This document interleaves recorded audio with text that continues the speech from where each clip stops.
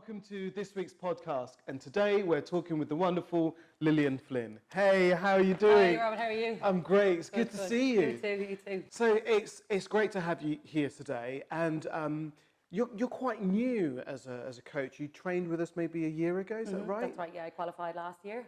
Brilliant. So what have you been doing since you qualified? So it's kind of been a bit of a mixed bag.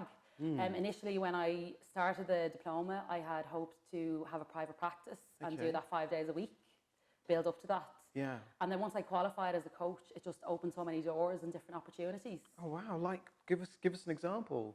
So one story was I had applied for a course it was mindfulness and coaching for youth and unemployability in Europe. Okay. So it's kind of a non-formal education. And when I applied to be a participant on the course, and they saw that I had qualified as a coach, they actually asked me would I be a trainer on the program. Oh wow! So it was something that I hadn't planned, and it just took me on a completely different trajectory. Amazing. Yeah. So I've been kind of in different parts of Europe doing that. So from finishing as a coach, training as a coach, and looking to do coaching, you started doing training. Yeah. Amazing. Yeah, it's been really exciting, and I also got involved with a project that goes into schools on a volunteer basis. Okay. And coaches at-risk teenagers. Ah, that's brilliant. Yeah. So on one of our other podcasts, we were talking with Kevin Mascarenas, and he had set up a program with coaches working with at-risk young people as well, and just talking about what a wonderful experience it was, not only for the coaches, but for the young people as well. So how do you find that work? I love it because I really feel that the techniques I've used in coaching and how it's changed my own life and relationships, I think if we get in at the grassroots and really help children on the way up, even my own background as a teacher, I think this is the kind of thing we need to be teaching children in school. Okay. So that they really have those tools and that emotional intelligence to be able to navigate through life. Brilliant. So are you still doing any teaching work? I do the odd day here and there in schools.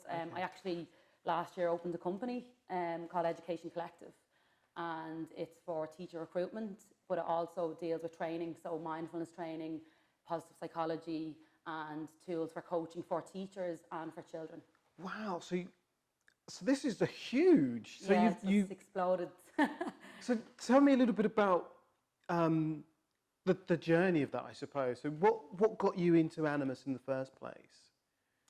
So as I said, I was teaching at the time, and as much as I loved being a teacher, I just felt that what inspired me most was talking to the children about how they could achieve their dreams. And I think the education system is so focused on academics that there was no room for really teaching them about emotional intelligence. Or not even emotional intelligence, the different types of intelligences there are. So it was kind of very based on language and mathematics. So that maybe children who didn't feel that they excelled in those areas felt that they were either stupid or that they wouldn't achieve things in life. Right. And I just felt there was so much emphasis on those areas that there wasn't room. So it was just actually, I hadn't thought about coaching up until that point, and I was walking home one day and it was just a eureka moment that I decided I wanted to be a coach. And when I had that moment, it was like, why had I not thought about this before? It just felt so right. Brilliant. And had you come into contact with coaching before that point, that moment? I actually have an aunt who's a coach at home, and she had trained maybe 4 or 5 years previous. Okay. But when she told me she was a coach, I was kind of like, oh, what's that about? And I had a listen, but it didn't spark anything in me, and it was just at that point. I remember I'd travelled before, and I bought this little plaque, and it said, if you are what you should be, you will set the world on fire. And I really believe everyone has something that sets them on fire and makes them excited and passionate. Wow. And I just never felt that I found that up to that point. And when I realised that I wanted to be a coach, it was just, that's it. It's just something clicked. It was just like, this is it. Amazing. So let me see if I've got this right. So you went from being a teacher, hearing about coaching, training to become a coach. How did you find Animas? So I was at the bus stop, bag full of books over my thing, and I realised I want to be a coach. It was just boom. And I put into Google, I think it was, coaching in London, and Animas popped up. And they had an open day, I think 2 weeks later, so I put in the information and applied to go on the open day. And usually me as a person, if I want to do something, if it's whether it's holidays, whether it's doing a course, I will research and I'll find out. I'll get people who did it before and I'll find out everything about it before I make a final decision. Yeah. And I went to the open day and I'd say I was there maybe 10 or 15 minutes and I was like, this is the skill. Awesome. Yeah. Wow. So you do the open day, you begin the training. How did you find that? The training itself, Yeah. I loved it. The first day I went in, and there's always that, I think when there's something you're really excited about, there's always that mix of excitement and nervousness and just the idea of what's to come. And we kind of sat in a horseshoe shape, I remember that morning, and we all went around, the trainer went around and asked each person what had brought them to this place and what they hoped to get. And I think I was probably maybe fourth last on that horseshoe. And I just remember sitting there thinking, wow, all of these people, not think exactly the same as me, but it was that feeling of being in a place where everyone had a goal of helping people. Everyone wasn't going around saying, oh, I heard you make loads of money from this, or I want to, it was kind of, everyone had this thing where they wanted to create change. And it was all came from a place of caring about other people. Yeah. And I just remember feeling, this is it. Awesome. So you do the training, you finish, you qualify, and then what happens? So you have kind of to digress, in the training, the first weekend, the trainer says, okay, now you have some of the tools to go out and coach. And it's that scary feeling of, oh, I actually have to go out and do this with a real person. And you have that journey from starting off as a complete novice. Yeah. Well, I was anyway. And having that journey where you do the practice hours and, it's a very nurturing environment to do that. And there is that moment when you qualify of thinking, I actually have to go out and do this for myself. I want to create a business from this. And that can be quite different. It is definitely a change from, being in that safe cocoon of practicing and being, a coach and training to being like, okay, I'm an actual coach now. I need to go out and make a business from this. So again, I got my first clients came from referrals from people I had practiced with. And I think it's a big learning curve. So I won't say that it's easy and you go out there really confident in the first few weeks after you qualify. It takes time, it takes learning, it takes knockback. Sometimes you'll be talking to someone and you really feel, oh, this is someone I'm going to have as a client. Yeah. And then they go away and change their minds. And I just think it's about being resilient. Okay, because I was just about to ask you, how do you deal with the knockbacks? And then you talked about resilience. So tell me a little bit more about yourself and resilience. I think it's the perception of what a knockback is. Okay. So as a coach, I'm really passionate about like paradigms and changing how we perceive things. So part of training with Animas and being a coach helped me to learn that about myself. Okay. And it's this idea that, when someone rejects you or says no, they're not rejecting you as a person or who you are at your core. It's just maybe they're not ready for coaching. Maybe you're not the right coach for them. And if that is the case, then it's best that they find another coach and you don't work together. So I think it's just really reframing it and thinking, okay, maybe now's not the right time. Maybe I'm not the right coach. And just going on with your journey and trusting that the next person you meet or the person after that, eventually you will get clients. Awesome. And you said there that you get a lot of your clients through referrals. So do you have a particular process or a way of asking for referrals from your clients? Well, towards the end of my practice sessions, I did say to the clients, if you know anybody who would get value from the service or you think I could help, I would appreciate you passing on my name. And that's what happened. And what I find is people talk. So if you meet someone and they help you in some way, or not even that you facilitate that growth in that person and it changes their life, they're going to tell other people about it. They're going to want to help, or they're going to tell their friends. And I think from that then, people get in touch. Brilliant. So you've just got people getting in touch with you? Yeah. Awesome. So do you have a website? I don't. And I do plan on having a website. And I do eventually think I will have a niche. But for me, there's a lot of talk around having a niche as a coach, and I do believe it's really important. For me, this first year on my journey as a coach, I feel it's an incubation period. Nice. And I really there's a wonderful quote by Rumi that says, respond to every call that excites your spirit. And I just really feel that that's what this year and this time in my life is about. It's about really everything that you're kind of interested in, to work with different clients. And I feel after that year, naturally you'll feel, okay, this is my niche. These are the people I enjoy working with. These are the people I attract. Rather than picking a niche and having a website from a headspace of feeling I have to do it in terms of marketing, I want it to be really authentic. That's really lovely. I know that a lot of coaches get caught up in this idea that in order to to get clients, they have to have a niche. And Yeah. what I'm hearing from you, it's more about the way that you're working with your clients and them telling their friends or colleagues, and that's what's attracting people to you. Yeah, definitely. Because I think we have this, not everybody, but I know I certainly did have this vision of when I signed up for the diploma that, okay, I want to be a coach. At the end of this diploma, within a few weeks, maybe I'm going to have this practice and I'm going to be working 5 days a week and have loads of clients. And that this was the vision. And then when I got to the end of it, and that wasn't the reality straight away, it's allowing yourself and giving yourself permission to be saying, it doesn't have to be the way you envisioned it. What do you want now? What do you want in this moment? Lovely. And then you realise if you let go and kind of surrender to it, and things naturally take place, you naturally meet people that want to be coached, and it flows.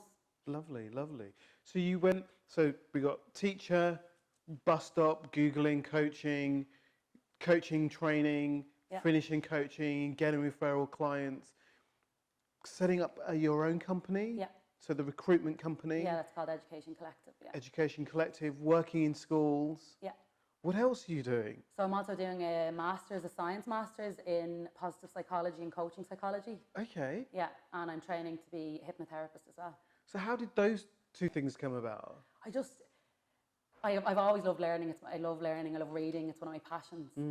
And I just, through the diploma, some of those kind of light bulb moments where you're just like, wow, you learn something, and it's not overly complicated. It's actually quite simple. But it's once you see it, it just kind of lit this spark in me to want to know more about human behaviour, what makes us tick, and really how to help people, I suppose, overcome perceived limitations. Wow, brilliant. Yeah, it's been exciting. So tell me a bit about, so you're doing the positive psychology. Yeah. And you're doing the NLP. So tell me a bit about the positive psychology first. How are you finding that? What are you getting from that? So positive psychology, I think, really complements the coaching. It kind of has this premise that it's not that we go around thinking positive, happy thoughts all the time. We're always smiling. It's this idea to have a positive mindset, or to flourish, as we would call it. That it's to accept that we have ups and downs, and part of the human experience is to have insecurities and to have fears.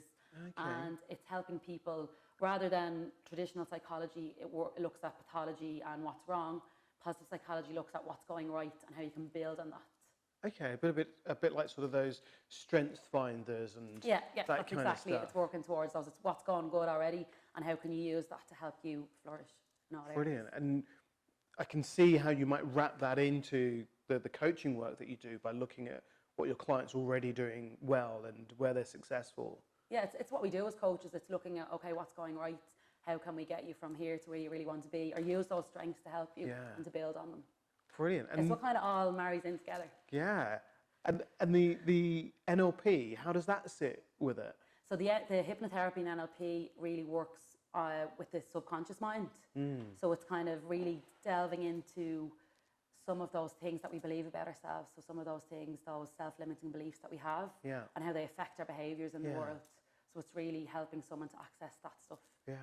So I do love a bit of NLP and hypnotherapy, but I recognise that NLP can be a little bit more directive than coaching might seem to be. And I'm just curious about how do you marry those two things together? I think you really have to, when a client comes, it's good to have that knowledge and to have those tools, but you really have to meet the person sitting in front of you, and not only meet the person, but in that moment meet the person. So it's not going in with a prescribed script and saying, okay, this person needs NLP or hypnotherapy or coaching. It's trusting your intuition and sitting there with that person, exploring what comes up in the moment.